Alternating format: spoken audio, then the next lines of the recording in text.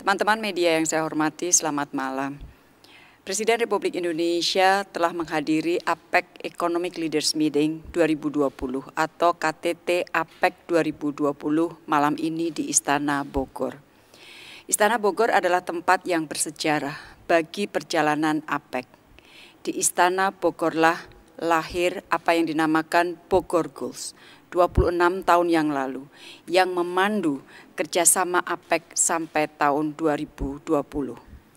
Bogor Goals lah yang telah memberikan fondasi kuat bagi kerjasama APEC, baik dari sisi keterbukaan maupun pengakuan adanya treatment yang berbeda yang harus diberikan ke ekonomi maju dan ekonomi berkembang.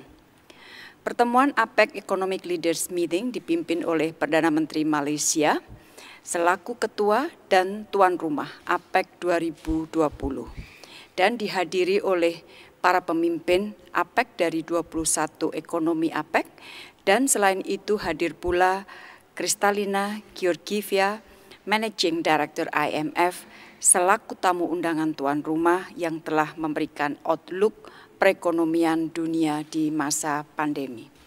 Di dalam pertemuan, para pemimpin APEC membahas dua agenda utama. Yang pertama adalah kerjasama penanganan COVID-19 dan upaya pemulihan ekonomi di kawasan, dan pembahasan visi APEC Pasca 2020 yang kemudian dinamakan APEC Putrajaya Vision 2040. Bagi Indonesia, APEC tahun ini merupakan pertemuan yang sangat penting, mengingat penyelenggaraan APEC dilakukan di tengah situasi pandemi dan menurunnya pertumbuhan ekonomi dunia. Selain itu, kita juga menyaksikan rivalitas yang semakin menajam di antara negara-negara besar, dan teman-teman juga mengikuti bahwa di tahun 2020 APEC tidak dapat menghasilkan outcome document.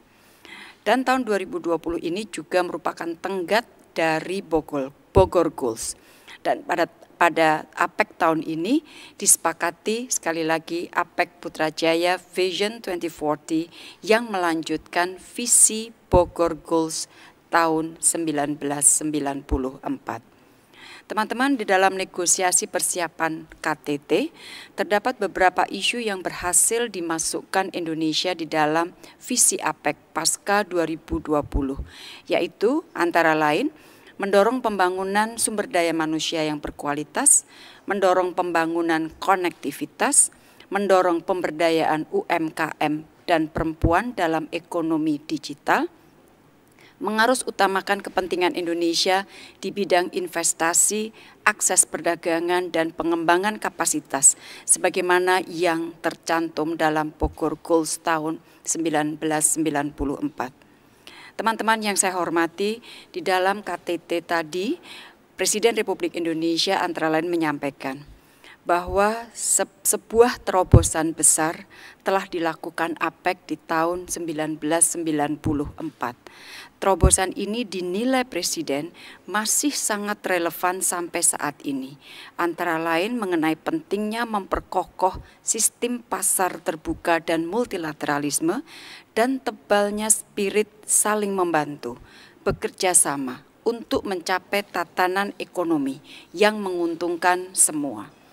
Presiden di dalam pertemuan juga menyampaikan saatnya APEC membangun kembali komitmen sekuat yang dilakukan pada tahun 1994 di Bogor dalam merajut visi APEC Pasca 2020. Presiden secara jujur mengatakan bahwa fondasi kebersamaan yang telah dibangun di masa lalu cenderung melemah. 2 tahun lalu KTT APEC tidak dapat mencapai kesepakatan. Oleh karena itu, Presiden menyambut baik bahwa di KTT kali ini kita dapat menyepakati hasil pertemuan.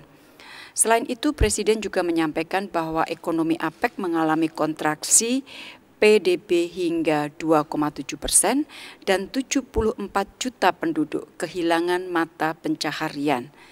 Secara bersama-sama APEC harus membalikkan keadaan ini. Oleh karena itu, dalam kaitan ini Presiden menyampaikan 3 hal. Pertama, mengenai pentingnya kembali merajut strategic trust, visi APEC pasca 2020 menjadi momentum untuk mempertebal strategic trust guna mewujudkan kerjasama yang saling menguntungkan. Kedua, Presiden menekankan pentingnya mereaktivasi pertumbuhan perekonomian APEC. Presiden mengharapkan 2021 akan terjadi pertumbuhan positif dan upaya harus didorong mulai dari sekarang. Misalnya perjalanan bisnis esensial harus didorong termasuk melalui optimalisasi APEC Business Travel Card, tentunya dengan protokol kesehatan yang kuat, yang disiplin. Dan rantai pasok, konektivitas dan digitalisasi ekonomi juga harus diperkuat. Dan yang ketiga, Presiden menekankan pentingnya reformasi struktural dan multilateralisme harus terus didorong. Teman-teman, sebagai penutup di dalam pernyataannya dalam KTT APEC kali ini, Presiden menyampaikan bahwa tidak ada pilihan lain bagi APEC untuk bekerja sama sebagaimana yang telah dilakukan di Bogor pada tahun 1994. Teman-teman yang saya hormati, sehari sebelumnya, yaitu pada tanggal 19 November, Presiden Republik Indonesia juga telah menyampaikan keynote speech secara virtual dalam acara APEC CEO Dialogue yang dihadiri oleh ratusan CEO dan pelaku usaha di kawasan Asia Pasifik.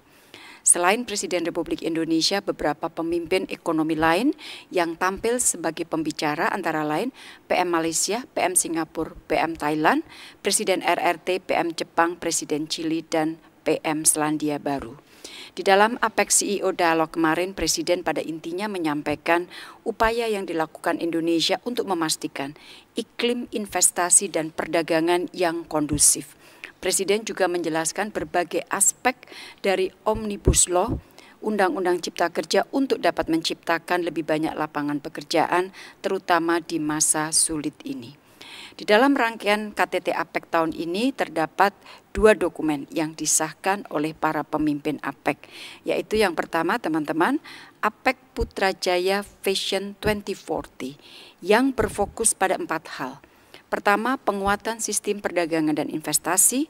Kedua, pengembangan inovasi dan digitalisasi. Ketiga, memastikan ketahanan kawasan melalui pertumbuhan yang kuat dan berkualitas di kawasan APEC. Serta yang keempat, semangat penguatan kelembagaan APEC dan penetapan 2040 sebagai batas pencapaian visi APEC. APEC Putrajaya Vision 2040 merupakan kelanjutan dari Bogor Goals yang telah mencapai tenggatnya pada tahun 2020 ini. Dan visi baru ini akan menjadi landasan selanjutnya kerjasama APEC untuk 20 tahun ke depan. Teman-teman, Kuala Lumpur Declaration adalah dokumen yang kedua yang secara umum menekankan komitmen pemimpin ekonomi APEC untuk segera bekerja sama dalam penanganan pandemi, memulihkan ekonomi termasuk memanfaatkan peluang ekonomi-ekonomi baru seperti ekonomi digital, mendorong pembangunan berkelanjutan yang inklusif dan inovatif. Itulah teman-teman yang dapat saya sampaikan sebagai hasil dari KTT APEC 2020 yang dihadiri oleh Presiden Republik Indonesia. Terima kasih.